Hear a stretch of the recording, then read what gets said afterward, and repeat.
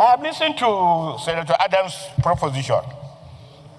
As provocative as it is, this is a people's parliament. Can we now bring back those Nigerian citizens that have lost their lives in a very, this tragic horror manner? Can we bring back their lives? Are we not telling the world that we do not care about our people? Are we not giving the impetus to the South Africans, to Nigerians that are in South Africa, that they are on their own? So when the Senate of the Federal Republic speaks, it speaks more than the minister. It speaks more than the ambassador. It sends a clear signal that we can take revenge after diplomacy has failed. Review, and because they have violated it and they keep killing Nigerians, that we revoke the license of MTN and revoke the license of DSTV as economic measures to show that we are not just. We are not just. Yes, I support you, but I represent Bauchi Central, and I rise to raise the constitutional order, part 2 of the 1999 Constitution as amended. Section 4, legislative powers of the National Assembly. First and second, the National Assembly shall have powers to make laws for the peace, order, and good government of the Federation or any part thereof, with respect to any matter included in the exclusive legislative list set out in Part 1 of the second schedule to this Constitution. Mr. President, without going back to Part 1 to quote this relevant constitutional order, I totally disagree with the submission canvassed by Senator Alero, even though diplomatic. This government comprises 3 parts: the executive, the legislature, and the judiciary. At no time should we stop doing what you are elected to do here because the executive are doing it. Mr. President, this is people's chamber, and I'm sure you have also watched the horror like we have all watched. And to now say, because the executive are taking some diplomatic initiatives, then the people's chamber cannot speak. I think that is not right. I'm not, you have not permitted me to add to the debate. But this Constitution gives us limitless powers over what you can say for and on behalf of Nigerians, for and on behalf of people of Nigeria. Constitutional point of order is upheld. You may wish to contribute. Mr. President, it is sad, tragic,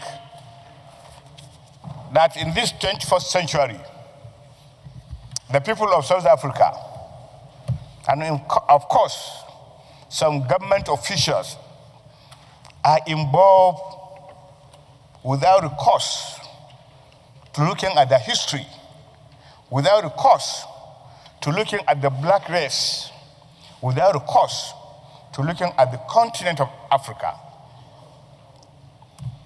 To be doing what they are doing, which they have done in 1998, they repeated it in 2011, they repeated it in 2017, they did it again in 2020.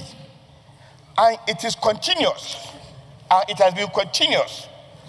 The kind of mob that came out from cities, not one city, all across South Africa, begins to tell me that we are no longer Africa, we are no longer the black race, and we are no longer human beings.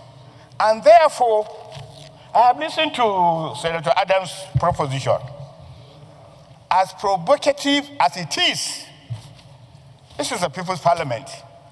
Can we now bring back those Nigerian citizens that have lost their lives in a this tragic horror manner? Can we bring back their lives?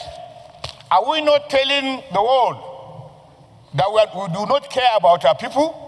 Are we not giving the impetus to the South Africans, to Nigerians that are in South Africa, that they are on their own? So when the Senate of the Federal Republic speaks, it speaks more than the minister. It speaks more than the ambassador. It sends a clear signal that we can take revenge after diplomacy has failed. So it is important that the world should know that we are concerned. We have seen what they have done, not only to Nigerians, but we've seen what they have done to Zimbabweans, to Ghanaians. And you know, when you remove the Nigerian populace in South Africa, there will be no resistance whatsoever. Our people resisted it, and it is because in the course of resistance that they were lynched, killed in broad daylight. The South African security watch, and you could see them hiding behind these mobs. That means that particular thing, it wasn't just a mob, it was organized, orchestrated, and the government came with a very lamentable information that please stop doing this. Are South Africans not having military? Are they not having police? Are they not having other security apparatus? They do. And they have the gadgets. They have the ability to stop what has been happening. Have they done it? They have not done it, Mr. President. So it is incumbent upon the People's Chamber, and of course, led by you, Mr. President, to speak seriously about this matter. And if this thing continues, we have alternatives. We have options. And therefore, these words should be sent across to South Africa. We know where South Africans are, not only Nigeria, but all over Africa. And we can take this fight to their territory, if need be. But we cannot sit down and, typical of some of us, lament when this thing is happening. There is no duplicate. Life has no duplicate. All of a sudden, you are killed. Your families have lost you for no reason whatsoever. Mr. President, I think this is as serious as it gets. And today, sir, if this is the only thing the People's Chamber, the Senate of the Federal Republic will discuss, please be it. I thank you for listening. Senator Nigi, maybe you don't... the enormity of the atrocity is mind-boggling. It's such that many of us are numbed. So we have to, it's not just enough to discuss. We must engage our own government on the action to take. Like Senator Alero said, there is reciprocity. Reciprocal arrangement in international diplomacy. You can't imagine a Nigerian woman or man, a Nigerian child passing on the street, and somebody will go and club that child to death just because the person is a Nigerian. And guess what? This is happening between blacks and blacks. So black South Africans are killing black Africans. Black South Africans are killing black Africans. Who died for them, who contributed for them, who lamented, who cried, who prayed for them to be freed from appetite. It's not a discussion of one day. We will look at prayers, and where the prayers are not strong enough, we'll go into executive session to discuss on further steps. Because if you want to go and kill a lion in a bush, you cannot go there with a bear. You can't be ringing a bell and telling the lion, I'm on my way. Lion, I'm on my way. The lion will definitely run away on hearing the bell. So that's why I was saying that whatever we are going to say here, as a parent, as an individual, as a father, you don't understand what, unless you are not watching the horrific scenes. It's not even as if, I don't think, no empathy, no humanity. And the government has not reacted in a way that will show that the government is not behind this. How can security agencies be in the crowd and be watching this kind of thing happening? And they are armed. And in some places you see myriad of motorcycles watching, and some using their phones to video, while a Nigerian who was dragged from the kitchen is being murdered. For what? For being in South Africa. That means that South Africa, in fact, is something we must call on even the international organizations like the United Nations. They should take action. It's not something that is a Nigerian thing alone. You know, Botswana has gone to pick their citizens from there. They've gone to the border. Zimbabweans are doing the same. Ghanaians are trying to withdraw their citizens, and Nigeria must do something very, very, very, very urgent. That's why I said it's slightly complicated, because this is black rising against black. We are now going to be a mockery in the international community because of our color. So even if we discuss from now till tomorrow, unless we agree on actionable plan and actionable points, discussions will not have any meaning. Senator Isunaso?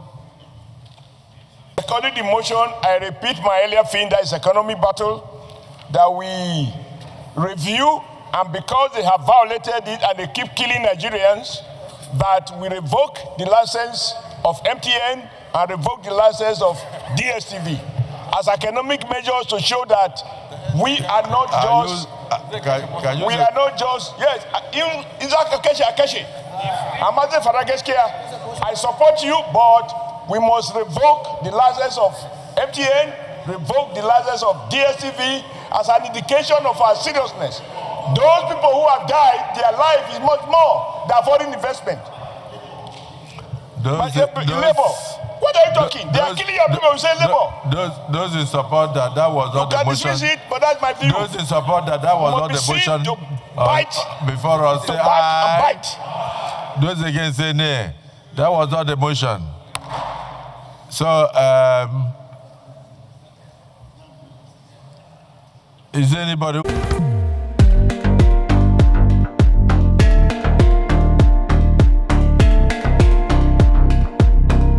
Eric Oshomole, I represent the people of Edo North.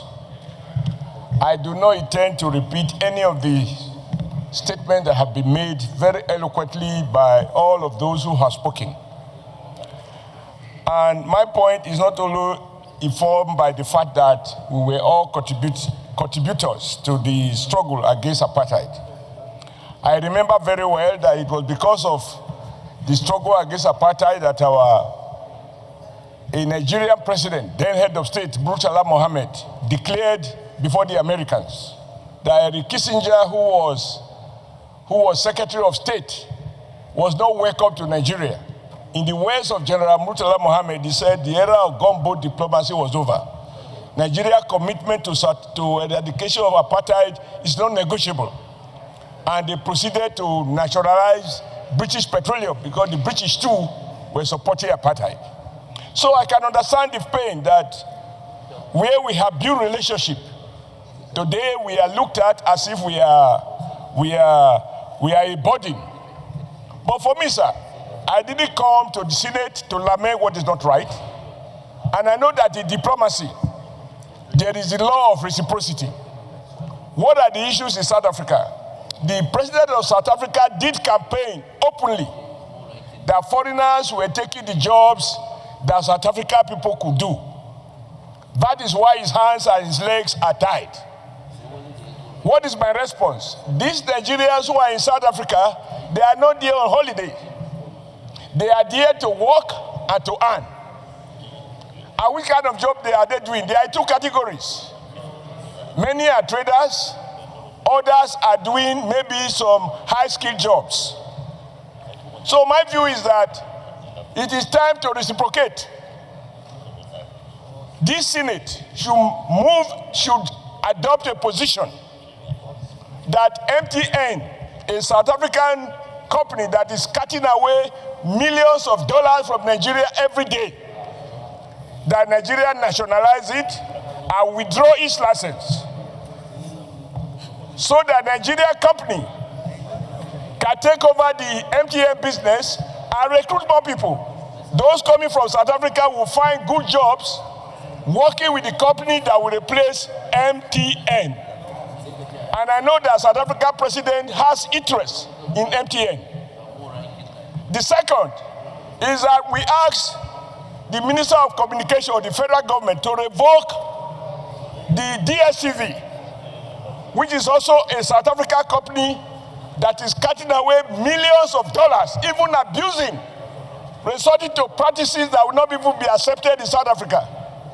I don't want this Senate to be shedding tears, to sympathize with those who have died. We didn't come here to shed tears, and I'm not going to shed tears. If you hit me, I hit you.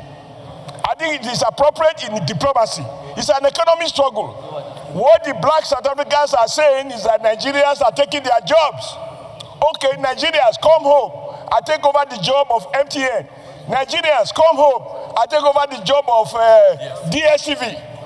When we hit back, the president of South Africa will not only talk, he will go on his knees to recognize that Nigerians cannot be intimidated, and we do not condone any war life being lost. If a crime has been committed under South African law, they have a right to bring any sort of person to justice. But to kill our people as if we are helpless, we are not. By the time we turn in the economy hardship, we withdraw MTN license, we revoke DSTV license. Those people coming from Nigeria, from South Africa will have good jobs to do. Let South Africa continue with their jobs. Then when we have this balance of madness, I believe there will be sanity, and we will kick our bilateral relationship in a manner that is a win-win. Right now, Nigeria trade deficit with South Africa. South Africa is the one benefiting. So my colleagues, let's not turn this place to a place of mourning and crying and lamenting. Let us bite in a manner that they will be the one begging. I so hold and I persuade my colleagues that when we come to prayers, we should include these two prayers: that MTN license be withdrawn, that DSTV license be withdrawn. There are Nigerians who can provide those services, and they will employ those who are coming back home from South Africa. You bite me once, I bite you twice. Thank you, Mr. President. Thank you, Senator Aliru.